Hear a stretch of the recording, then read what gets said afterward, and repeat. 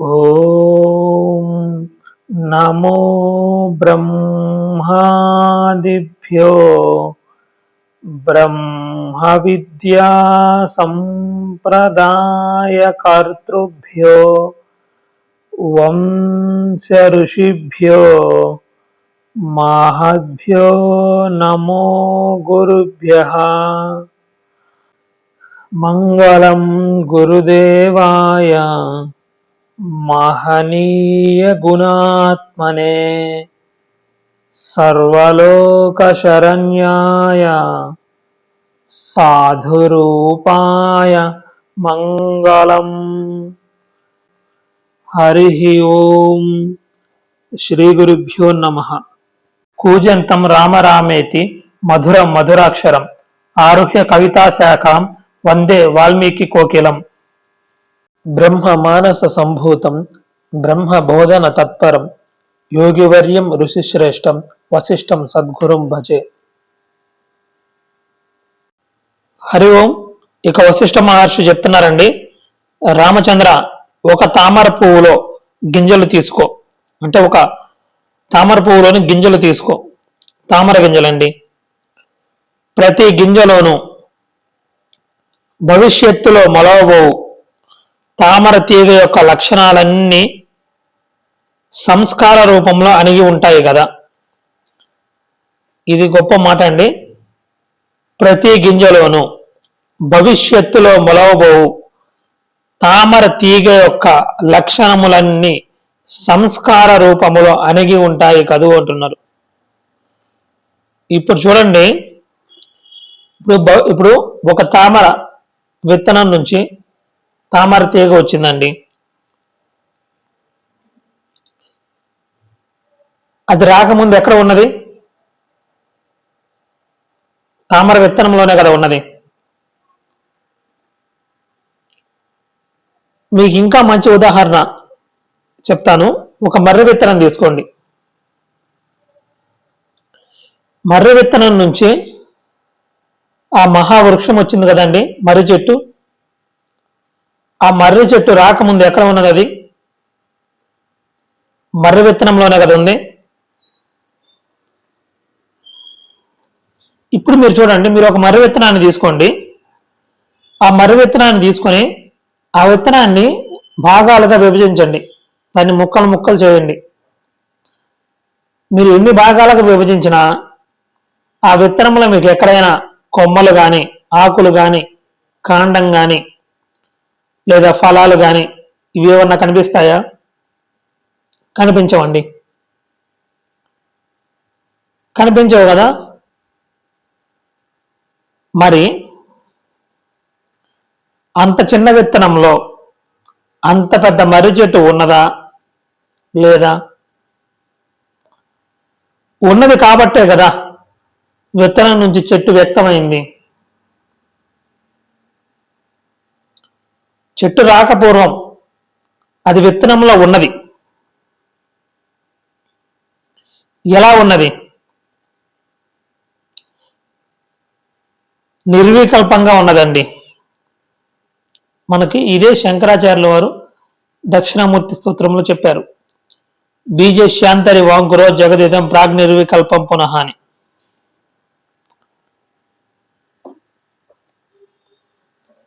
ఇదం జగత్ అంటే ఈ జగత్ అండి.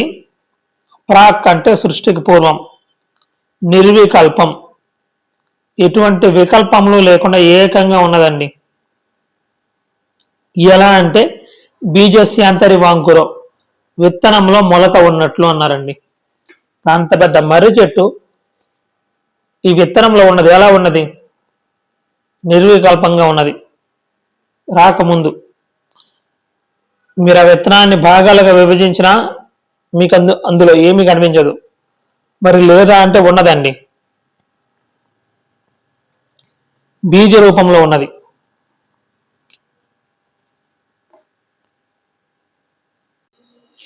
అదే చెప్తున్నారండి. ఈ తామర గింజలో ఈ తామర తీగ సంస్కార రూపంలో అణిగి ఉంటుంది అంటున్నారు. దాని యొక్క లక్షణాలని సంస్కార రూపంలో అణిగి ఉంటాయి అంటున్నారు.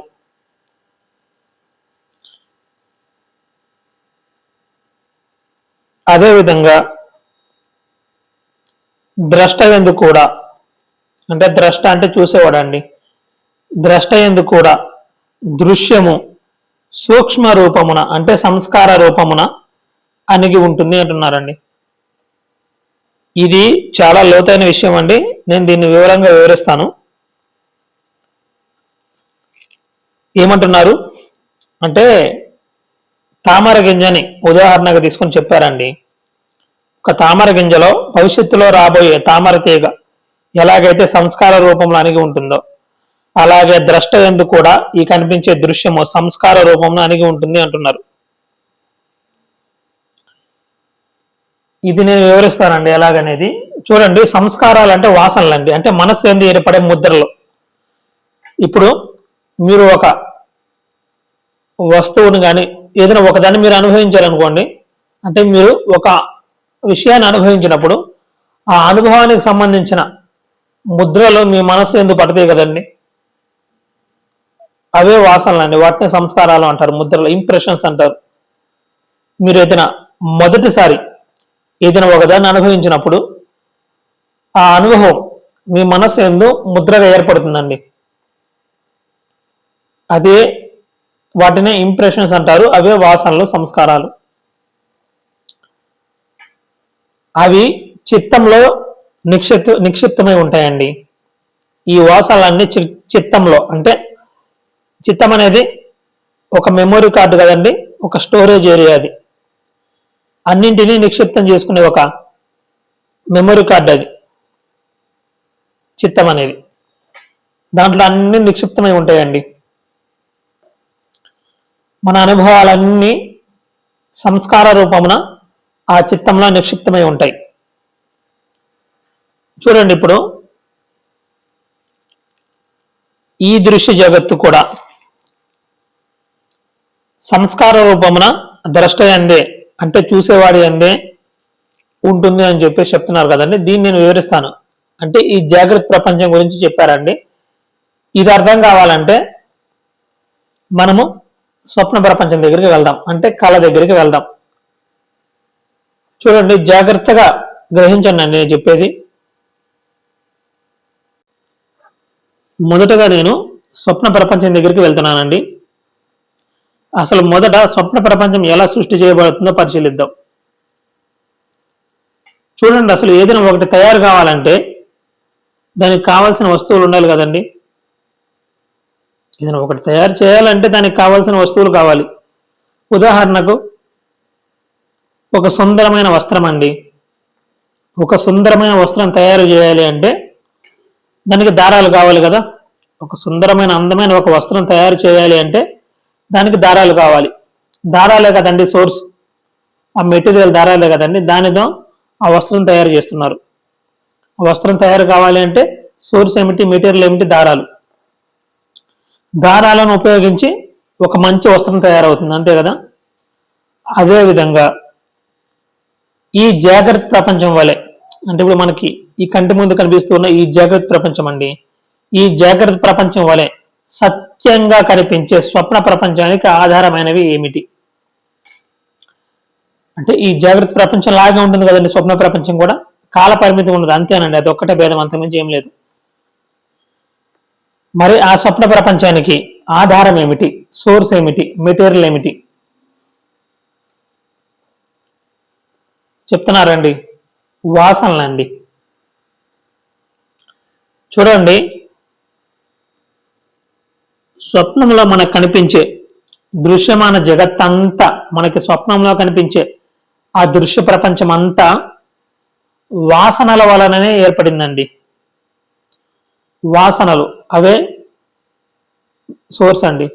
వాసనల వలననే ఏర్పడుతుంది. ఈ వాసనలన్నీ బీజ రూపంలో చిత్తంలో ఉంటాయండి. ఎందుకంటే చిత్తం అనేది ఒక మెమొరీ కార్డు. ఇప్పుడు మనము మెమొరీ కార్డులో అన్ని స్టోర్ చేసుకుంటాం కదండి. ఇప్పుడు మన ఫోన్లో కూడా మెమొరీ ఉంటుంది, లేదా పాతకాలంలో మెమొరీ కార్డ్స్ అని వచ్చేవి, ఇప్పుడు కూడా లభిస్తాయండి. ఆ మెమరీ కార్డు మన మొబైల్లో ఉంచడం వలన మనం ఆ మెమరీ కార్డులో మనకు కావాల్సినవన్నీ స్టోర్ చేసుకుంటున్నాం, నిక్షిప్తం చేసుకుంటున్నాం. అలాగే మన జీవితంలో జరిగే అన్ని అనుభవాలు, అన్ని సంఘటనలు అన్ని ఒక దగ్గర నిక్షిప్తమై ఉంటాయండి. అదే చిత్తం, అది ఒక మెమరీ కార్డు. దానిలో నిక్షిప్తమై లేకపోతే మీకేమి జ్ఞాపకాలుగా గుర్తుకు రావండి. అంటే మీ జ్ఞాపకాలన్నీ దాంట్లో నిక్షిప్తమై ఉంటాయి. దాంట్లో నిక్షిప్తమై లేకపోతే మీకు గతానికి సంబంధించినవి ఏవి ఇప్పుడు గుర్తుకు రావండి. మీకు గతమేమి ఇక గుర్తుండదు. మీరు గతాన్ని గుర్తు చేసుకొని చెప్తున్నారు అంటే గతానికి సంబంధించిన మీ అనుభవాలన్నీ జ్ఞాపకం చేసుకొని చెప్తున్నారు అంటే అవన్నీ ఎక్కడ ఉన్నాయి? ఒక దగ్గర ఉండబట్టే మీరు దాన్ని గుర్తు చేసుకొని చెప్తున్నారు. అవి ఎక్కడ ఉన్నాయి అంటే చిత్తం అనే మెమొరీ కార్డులో ఉన్నాయండి. ఈ మెమొరీ కార్డు కనుక లేకపోతే గతాన్ని మీరు చెప్పలేరండి.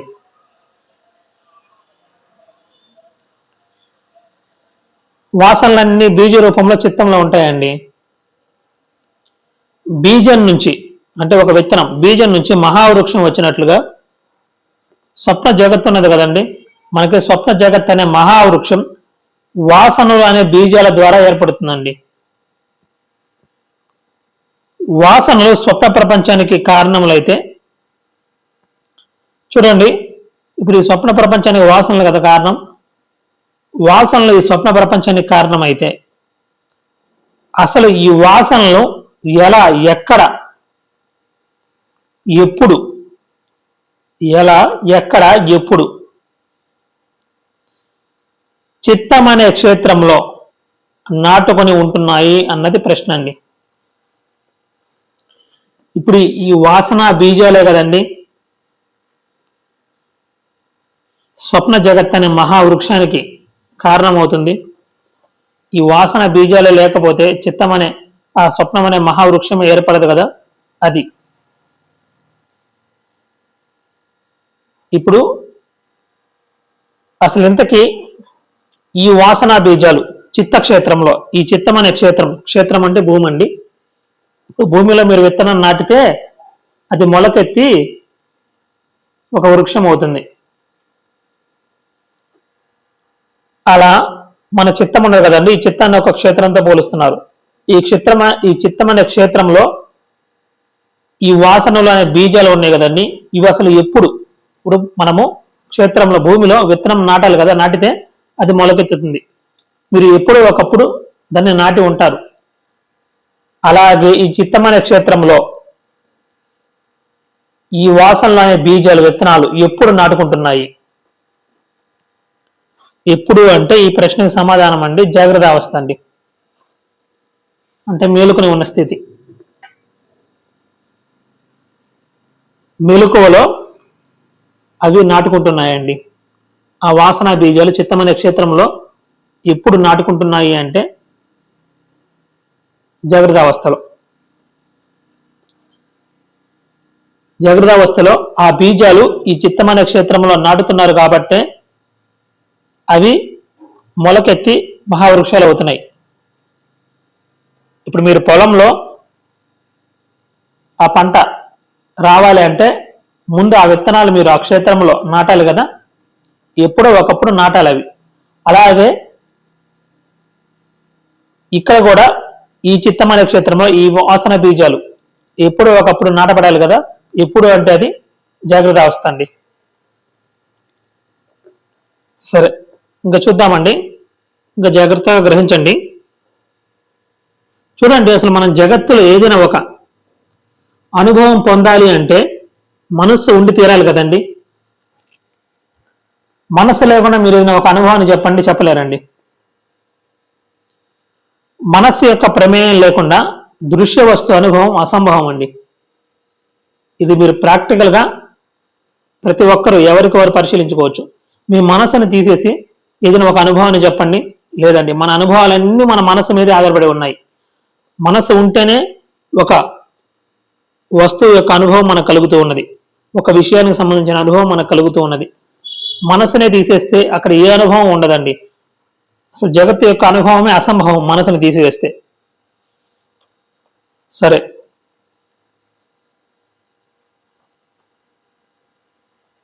చూడండి, ఇప్పుడు ఈ బీజాలన్నీ చిత్తక్షేత్రంలో జాగ్రత్తావస్థలో అంటే మేలుకుని ఉన్న స్థితిలో నాటుకుంటున్నాయి అని చెప్తున్నాం కదండి. ఇప్పుడు చూడండి,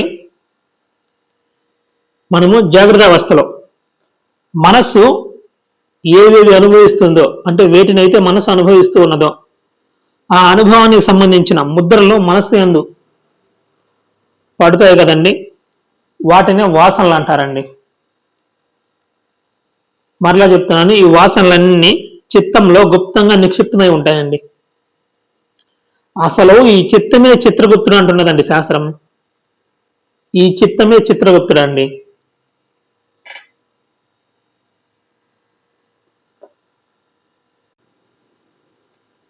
ఇప్పుడు అందరి విషయాలకు సంబంధించిన చిట్టా అంతా చిత్రగుప్తుడు నిక్షిప్తం చేస్తూ ఉంటాడు కదండి. ఎక్కడండి? ఈ మనసులోనేనండి, ఈ చిత్తంలో. ఈ చిత్తమే చిత్రగుప్తుడు అండి. ఇప్పుడు మీ విషయాలన్నీ ఎక్కడ నిక్షిప్తం చేయబడి ఉన్నాయండి? చిత్తంలోనే కదండి. మీరు చేసిన కర్మలన్నీ మొత్తం అన్ని అవన్నీ ఒక్కసారి మీ కళ్ళ ముందు కదులుతూ ఉన్నాయి. ఎక్కడ ఉన్నాయి అవి? ఈ చిత్తం అనే చిత్రగుప్తుడు నిక్షిప్తం చేశాడు. అందుకే ఈ చిత్తాన్ని చిత్రగుప్తుడు అంటారండి. ఈ వాసనలు ఉన్నాయి కదండి, ఈ వాసనలే జీవుణ్ణి బంధించి మరలా కర్మలకు కారణమవుతున్నాయండి. అసలు కర్మలకు కారణం కూడా ఈ వాసనలేనండి. ఇవే జీవుని బంధిస్తూ ఉన్నాయి. మరలా కర్మలకి ఇవే హేతువులు అవుతున్నాయి. ఒక విషయాన్ని అనుభవించాలి లేదా ఒక కోరిక ఉన్నది కదండి, ఈ కోరికలకి కారణం ఈ వాసనలేనండి. ఇది ఎలాగో నేను చెప్తానండి. అందుకేనండి ఈ వాసనలు మరలా కర్మలకు కారణమవుతున్నాయి, కర్మలు జన్మలకు కారణమవుతున్నాయండి. అంతే, ఇదే జరుగుతుంది. చూడండి, ఇది అర్థం చేసుకోవడం కోసం నేను ఒక ఉదాహరణ, ఒక దృష్టాంతం చెప్తానండి. ఇది మన నిత్య మన జీవితంలో అనుభవంలో ఉన్నదే. నేను ఒకసారి చెప్తాను. ఉదాహరణకు చూడండి, మీరు మీ మిత్రుడు మీరిద్దరూ కలిసి ఒక వీధిలో నడుచుకుంటూ వెళ్తున్నారండి. దారిలో మీకు ఒక జిలేబీ అమ్మే దుకాణం కనిపించింది. ఇంతవరకు మీరు ఎప్పుడు ఆ పదార్థం తినలేదు, మీరు ఇంతవరకు ఎప్పుడు జిలేబీని తినలేదండి. అసలు ఇంతవరకు ఎప్పుడు అసలు అది ఎలా ఉంటుందో కూడా మీకు తెలియదు. అంటే రుచి, నేను రుచి గురించి మాట్లాడుతున్నా, అనుభవం గురించి మాట్లాడుతున్నా. అది ఎలా ఉంటుందో కూడా తెలియదు, దాని యొక్క అనుభవం ఎలా ఉంటుందో కూడా మీకు తెలియదు. అంటే మీరు ఎప్పుడు తినలేదు దాన్ని,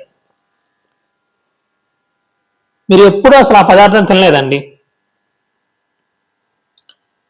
మీ మిత్రుడు మిమ్మల్ని రమ్మన్నాడు, మీ మిత్రుడు రమ్మన్నాడు కదా అని చెప్పి మీరు కూడా వెళ్ళి ఆ పదార్థాన్ని తిన్నారు, ఆ జిలేబీని తిన్నారు. తింటుంటే ఆహా అద్భుతంగా ఉంది అని అనుకున్నారు, మంచిగా తీపి పదార్థాన్ని అనుభవించారు. ఆ తీయటి అనుభూతి మీ మనస్సులో ముద్రగా ఏర్పడింది.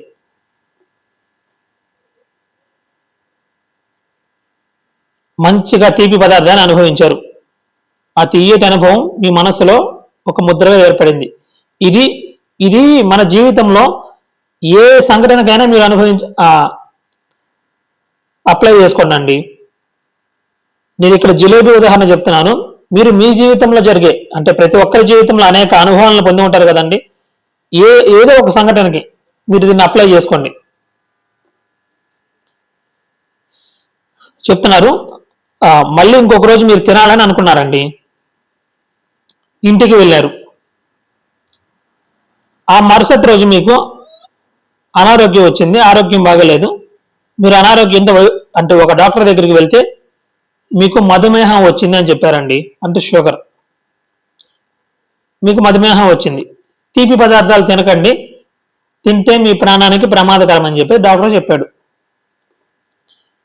సరే, కాలం గడుస్తూ ఉన్నది. ఒక రోజున అతను అనుకోకుండా గతంలో తను జిలేబీ తిన్న దారిలో వెళ్తున్నాడండి. దూరం నుంచి జిలేబీ సువాసన వస్తుంది. చూడండి, అప్పుడు అతని మనస్సు అనేక రకాల ఆలోచనలు చేస్తుందండి. ఒక అలజడ అనేది క్రియేట్ అవుతుంది అతని మనస్సులో. అప్పుడు అతని మనస్సు అనేక రకాల ఆలోచనలు చేస్తుంది. ఏంటిది? తిందామా వద్దా, తిందామా వద్దా. మన మనస్సు లాగుతూ ఉంటుందండి. తిందామా వద్దా అని అనేక సంకల్పాలు చేస్తుంది మనస్సు. చూడండి, అసలు మనస్సు ఎందుకు దానికోసం అంతలా ఆరాటపడుతుంది చెప్పండి? ఎందుకు అసలు మనస్సు అంతలావున దాన్ని మరలా పొందాలి, అనుభవించాలి అన్న ఆ ఆరాటము అసలు ఎందుకు మనస్సు అంతలా ఆరాటపడుతుంది అంటే, ఇక్కడే ప్రధానమైనది ఒకటి ఉందండి. అదే చిత్తం. ఇక్కడే చిత్తం అనేది రంగంలోకి దిగుతుందండి. గతంలో అతను జిలేబీ తిన్నాడు కదా,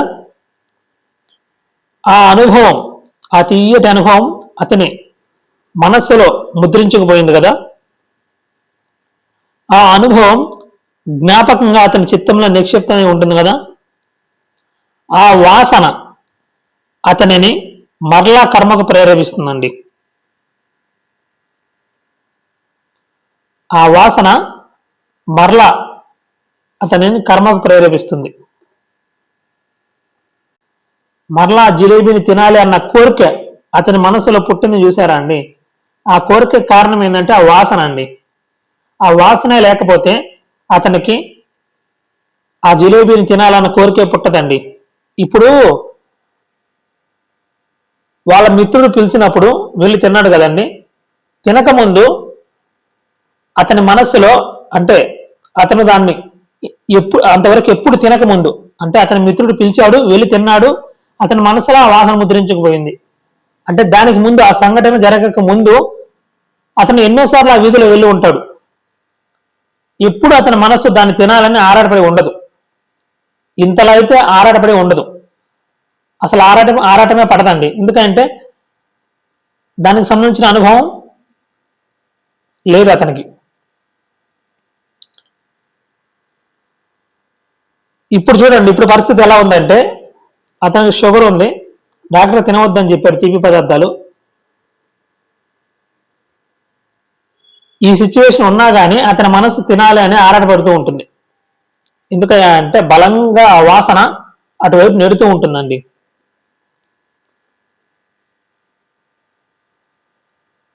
తినాలి, దాన్ని అనుభవించాలన్న కోరిక ఉన్నది, ఒక కోరిక అనేది కలుగుతుంది కదండి. దానికి మూలంలో ఈ వాసన ఉండదండి. ఈ వాసన అతన్ని కదిలిస్తూ ఉంటుంది. తినాలి అన్న కోరిక ఉన్నది చూసారా అండి. ఆ కోరికకి ఈ వాసన కారణమై ఉంటుందండి. మీరు మీ జీవితాల్లో దేన్నైనా పరిశీలించుకోండి. ఏదో ఒక సంఘటన తీసుకోండి. ప్రతి ఒక్కరి జీవితంలో అనుభవమే కదండి.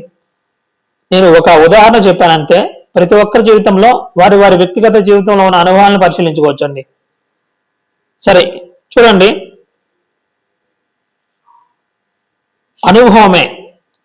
అనుభవమే చిత్తంలో వాసనగా ఉండి మరలా కర్మ కారణమవుతుందండి.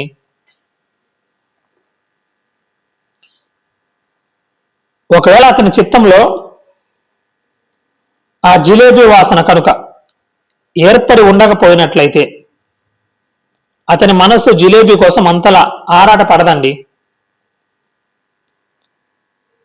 ఇప్పుడు షుగర్ అని తెలిసినా కానీ తినాలి తినాలి అన్న ఆ కోరిక ఒకటి రగులుతుంది కదా లోపల. దానికి కారణం ఏమిటంటే ఈ వాసన అండి. ఆ ముద్ర అతని మనసులో పడకుండా ఉన్నట్లయితే అతని మనసు అంతలా ఆరాట పడదండి. అందుకే మనసు యందు ఏర్పడే ఈ ముద్రల యందు అసలు చాలా జాగరూకత కలిగి ఉండాలండి.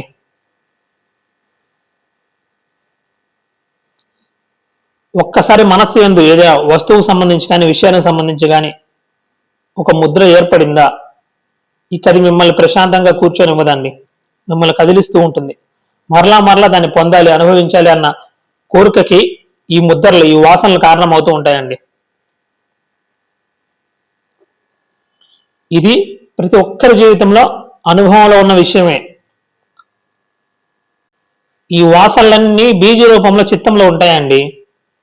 ఇవి వృత్తులుగా మొలకెత్తుతాయి. వృత్తులు అంటే ఆలోచనలుగా మొలకెత్తి కోరికలకు కారణమవుతాయి. ఇప్పుడు మీకు ఆ జిలేబీకి సంబంధించిన ఆ వాసన మీ మనసులో కదిలినప్పుడు మీరు దాన్ని అనుభవించాలి అన్న కోరిక కలుగుతుంది, కోరిక పుడుతుంది. ఆ కోరిక కలగడానికి మూలం ఈ వాసన. ఇది కదిలినప్పుడు మీకు దాన్ని అనుభవించాలి అన్న ఆ తలంపు, ఆ కోరిక పుడుతుంది. అందుకే కోరికలకి మూలం కూడా ఈ వాసనలేనండి.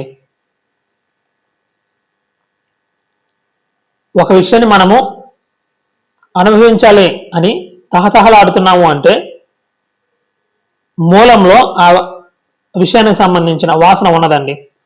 ఏదైనా ఒక విషయాన్ని మనం అనుభవించాలని తహతహలాడుతున్నాము అంటే ఆ కోరిక రగిలిపోతుంది అంటే మనలో మూలంలో ఆ విషయానికి సంబంధించిన వాసన ఉందండి. అది బాగా బలంగా ఉన్నది. అది మిమ్మల్ని ప్రశాంతంగా కూర్చోనివ్వడం లేదు. మీరు ఆ కోరిక తీర్చుకునే వరకు ప్రశాంతంగా కూర్చోలేరండి. అందుకే మన మనస్సుల్లో ఎటువంటి ముద్రలు పడుతున్నాయో జాగ్రత్తగా చూసుకోవాలండి. ఆ ఎరుక, ఆ జాగరూకత కలిగి ఉండాలి. మనస్సు యందు ఏర్పరుచుకునే ముద్రల యందు తగు జాగ్రత్త ఉండాలండి. సరే, ఇప్పుడు చూద్దామండి. ఇప్పుడు నేను మరొక విషయాన్ని ప్రస్తావన చేస్తాను. సరే, మనం ఇంకా మిగతా విషయాలు రేపటి భాగంలో తెలుసుకుందామండి. హరి ఓం. ఓం సర్వే జనా సుఖినో భవంతు, సమస్త సన్మంగళాని సంతు, అసతో మా సద్గమయ, తమసో మా జ్యోతిర్గమయ, మృత్యోర్మా అమృతంగమయ. ఓం శాంతి శాంతి శాంతి.